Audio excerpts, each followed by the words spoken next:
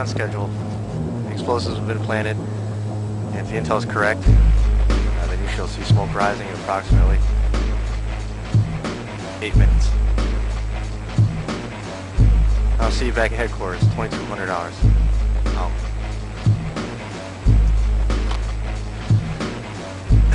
You know, I never would have thought that I'd ever be doing the work that I'm doing.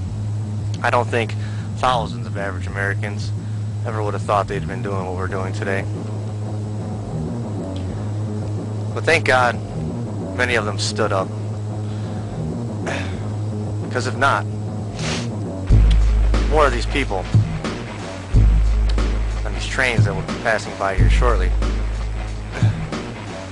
would either have made it to the FEMA camp, or more logistical supplies and military hardware and equipment would have made it to kill more patriot soldiers.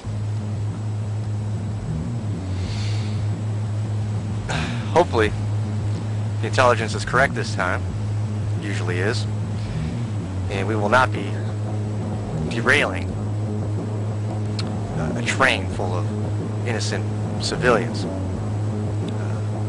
that are considered political prisoners now today by the New World Order, and more so hoping that it will be the military equipment and hardware that we were told will be coming down these tracks very soon.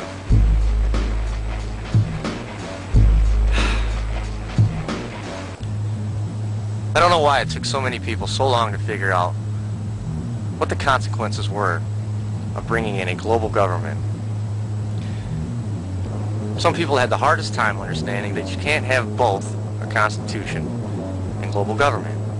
You can't have freedom of choice, liberty, and the pursuit of happiness if you're being controlled and dictated as a nation state from a global elite.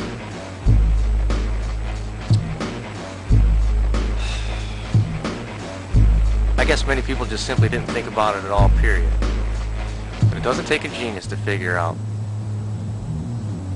that the inevitable is revolution when you have major structural changes within your nation.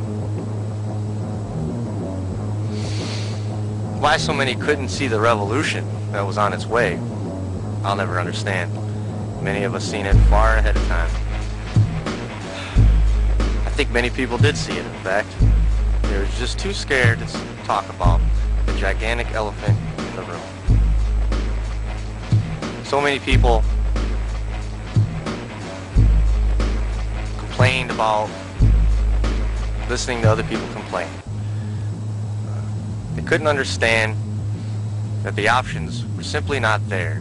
And they were always asking other people, what are the solutions? What are the solutions to fix representatives, supposedly, who didn't represent the people any longer, for whatever reasons people would like to come up with. The fact remains the same, that the American people were no longer being listened to.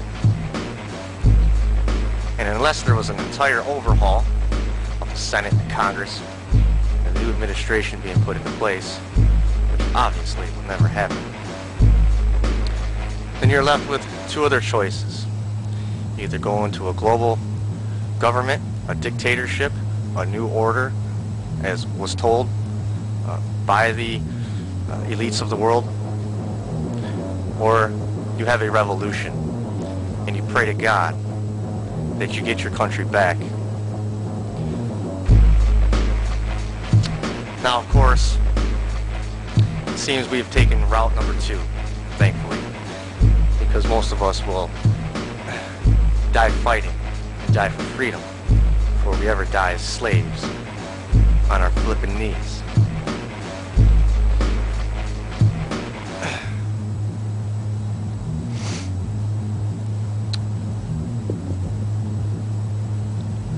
There are no other options. There is no other way out. Now, hopefully, America will be a strong, vibrant, beautiful place as it once was again. Though for most of us, we know and have come to the conclusion, without doubt, that it will never be like how it once was, as most of us have known it growing up. But there is always hope.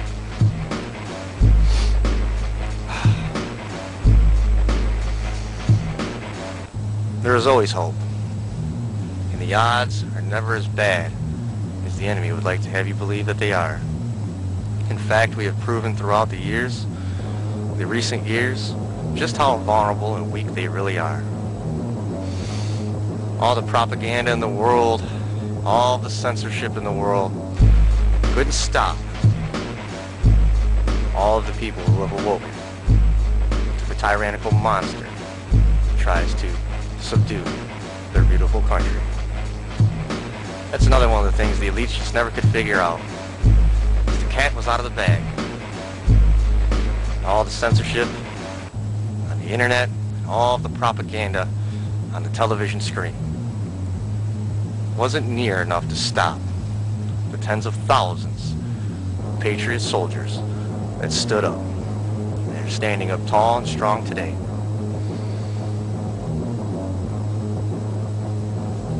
They are the finest sons of bitches I have ever seen in my life. These new world order soldiers, they don't have the training, they don't have the heart to stand up against such an organized fighting force of patriot soldiers. Now, if you don't mind, I've got a train to catch.